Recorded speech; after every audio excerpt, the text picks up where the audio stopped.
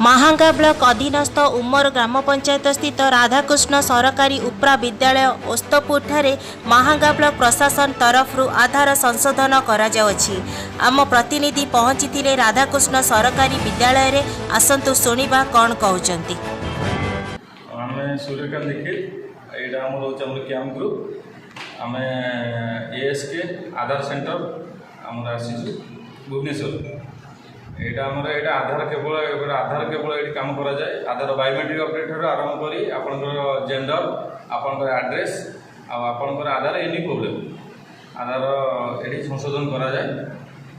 आधार संशोधन लोक मानकर बायोमेट्रिक अपडेट जो मानकर राशन फासन पाई पाना जो मान बायोमेट्रिक प्रॉब्लम होची राशन प्रॉब्लम होची से एटी से लोक आसी करि परिबे। आ जो मान मोबाइल लिंक नहीं से बैंक रे पैसा उठे पाना से माने भी एटी करि परिबे। आ छोट पिला मानकर जो मानकर 1 ରୁ 5 वर्ष अच्छे से मानकर बायोमेट्रिक अपडेट करा जाउछि जेहेतु तांकर फिंगरप्रिंट 10 टांग फिंगरप्रिंट तांकर एटू निया जीवो से को बायोमेट्रिक कह जाए। तो डॉक्यूमेंट आपनकर दरकार आपनकर एड्रेस प्रूफ हेले किछि एड्रेस प्रूफ पई डॉक्यूमेंट दरकार जे एड्रेस प्रूफ डॉक्यूमेंट होछि आपनकर जे बैंक कार्ड बैंक रो बही रहिला नले आपनकर वोटर आईडी रहिला नले राशन कार्ड रहिला नले आपनकर रहिला कोन डीएल रहिला ये सब डॉक्यूमेंट दरकार।